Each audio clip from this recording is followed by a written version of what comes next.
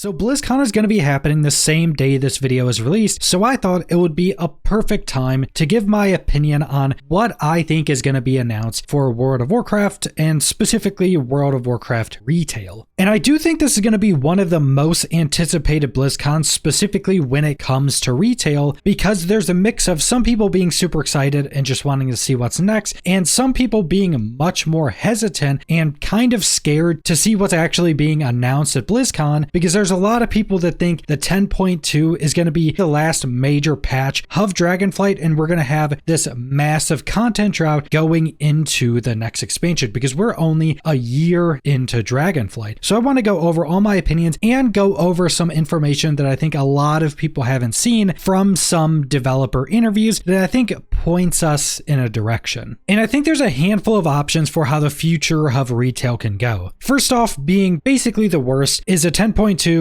is the last major patch that we're going to be getting a new raid and actually getting new content. We'll get a 0.5 and a 0.7 before that, but then we'll have faded, and then we'll have like a year of no content into the next expansion, which would be probably the worst situation we could find the game in. I think that would be very bad if that happened, but I do also think that that's probably not going to happen. And there's a bunch of reasons we're going to go over in this video to why I think that. But the second thing is that we're just getting another yearly roadmap for Dragonflight, and we're going to get more major patches, more minor patches, and more raids exactly how year one is. That'll be as content packed as year one, and then we'll have a normal end of the expansion drought building up into the next expansion. And if this was the case, I would assume that we would probably be getting one more major patch with a new expansion. So that would be 10.3, a new raid, new major expansion, everything you would expect. And that would come after a 0.5 and a 0.7 after 10.2, and then 10.3, then 0.5, 0.7, and then we would probably get 10.4 that would be a faded season, and maybe we would also get a 0.5 and 0.7 after that for more story-based stuff, but it would probably be more content light, and then some amount of wait time, then new expansion. And this third option is that we're getting 10.2, we're getting the 0.5, the 0.7, then we would be getting the final season that would be a faded season that would be 10.3, but then we would be getting the next expansion much sooner than we normally would. So basically this would mean that we would be getting an expansion in a year and a half instead of 2 years. Now there is both ups and downs with this option. The obvious downside to this is that they would be selling us more expansions over time. So every couple years they would get another box expansion sale. So they would be getting more money from us. But I do think there's a big upside with this where we would be paying more money over time, but we would actually be getting a lot more content over time as well. Because if we went 10.2, 0.5,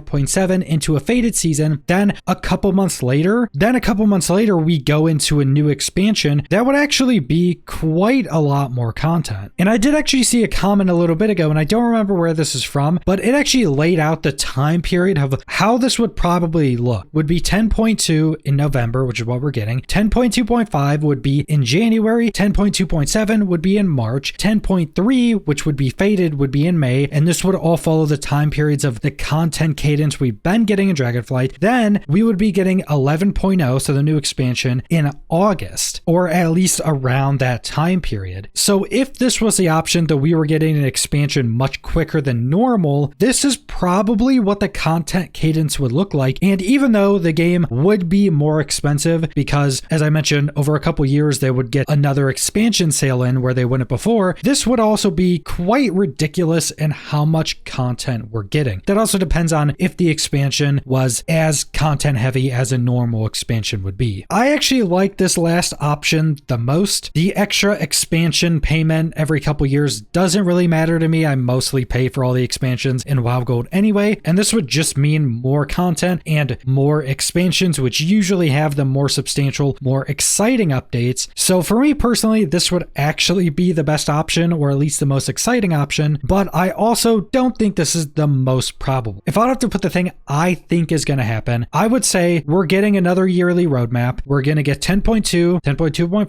10.2.7, then we're going to get 10.3, which is going to be another major patch with another new raid, but then we would get 10.3.5 and 10.3.7, then we would get 10.4, which would be a faded season, and then the expansion would be on track as a normal expansion. That's what I think is actually going to happen. But these are are just my opinions and my thoughts on the situation, but now I want to go over some pretty interesting information we've gotten from multiple developer interviews in the past. This is one of the big reasons why I think we're going to be getting a normal 10.3, then go into 10.4 for Faded, and then a new expansion on time like normal. Because in an interview, Josh Augustine, which is one of the developers on WoW, was asked a question, with patch 10.2 officially announced, can you tell us if there is a patch 10.3 on the radar, or if the next major patch will be 11.0? And he says, I can give you an answer, but it probably won't fully satisfy you, but it can at least give something. We aren't talking about future plans yet, but this is not the end of Dragonflight. This is an awesome turning point in the story, but there's still lots of cool activities and stories ahead that we're really excited about, but we're not ready to talk about any sort of future patch plans in specific. Now, when you mix this in with developers in the past saying that Dragonflight is gonna be the first expansion that takes its story and continues it into the next expansion, I think this more points towards Dragonflight not ending and we getting a second year of a roadmap. Because I think what most likely is going to happen is that we're going to go through 10.2 and the story is going to take a bit of a turn at 10.2, going into 10.2.5 and 10.2.7, and then into 10.3. It's going to take a bit of a turn, take us into something new, and then that turn and that something new is what's going to take us into the next expansion, and it's going to continue that story into the next expansion, which is something the developers want to do now. They don't want to have an expansion story basically be completely confined within that expansion. They want it to continue into another expansion, to have multiple expansion stories, which will allow them to tell a much more complete and full story. Now, another thing that points me towards us getting a second full year of Dragonflight and not having a big content drought is some of the information we got from Holly Longdale, which is one of the heads of Warcraft as a franchise as a whole, not just of World of Warcraft, in which she gave some information about player retention numbers and their patch cadence. So the first part of this is Longdale answering a question about patch cadence, because Dragonflight has had a really unique patch cadence compared to any other time in World of Warcraft's history, and she says the way our charts look are unlike any other time in the past in a good way. And this is specifically when talking about player retention numbers, which continues to blow us away and which has us believing we are doing the right thing. We just have to fine tune and keep trying stuff out. So she's basically saying here that their fast patch cadence has kept player retention very good for the expansion. And she continues in this answer in saying that this faster content cadence was an experiment that they had a lot of confidence in succeeding, and that the subscriber retention in the West remains higher than at the equivalent stage of recent modern expansions. So what this is saying here is that comparing the time period of Dragonflight to any of the other modern expansions, which I take as Legion onward, that Dragonflight actually has the best player retention or subscriber retention specifically compared to all of those other expansions. And with a sub-based game, subscriber retention is the main statistic that they truly care about. Because if you have ridiculous amounts of people constantly being subbed, that's the main thing any sub-based service wants, is very high subscriber retention. And Dragonflight is doing the best out of all the modern expansions. And Holly Longdale is contributing this really high subscriber retention to the patch cadence of Dragonflight. So getting constant new updates. Right when a new update comes out, the next update goes up on the PTR and we have more content to test, and then the new content to actually play on the live servers. And I very much don't see an expansion that has been on time the entirety of the year one roadmap. They have hit every date they have set out perfectly. And that means we have had one of the best patch cadences in World of Warcraft's history. It's been consistent and it's been fast new content. So the mix of the game doing good on subscriber retention and the heads of the Warcraft franchise contributing this to the patch cadence, I don't see a world where we're having like a massive content drought until the next expansion. I don't think that's actually going to happen. So like I mentioned, I think we're going to be getting another year of updates for Dragonflight, and and then we're going to be going into the next expansion in a similar time period that we normally would be. But the big difference between Dragonflight and a lot of our other most recent expansions is that it's going to be keeping up with this very fast patch cadence, getting us new content very frequently. And I can make this video very long and go over all the stuff I would want to see in the next expansion, but I think it's going to be much more fun and just generally much more healthy to not overhype the possibilities of the next expansion, because we've had people wanting everything you could possibly imagine. We've had people wanting full revamps of the old world. We've had people wanting player housing. We've had people wanting piloting ships that's also player housing. We've had people wanting fully customizable spells. We've had people wanting new content and the new expansion being as big as the original continent that were in the launch of Vanilla WoW. And I think some of this has definitely gotten some people's hopes up to an unreachable height to where nothing the developers could announce is going to actually fulfill what some people think that's actually going to be in this expansion. So I would just recommend going and watching Blizzcon. It's literally going to happen today, so it's probably not going to be that long after this video, but I just want to go over what I think is actually going to happen when it comes to patches, patch cadence, and the timings of all the new updates. But that's all I want to go over, so thanks for watching.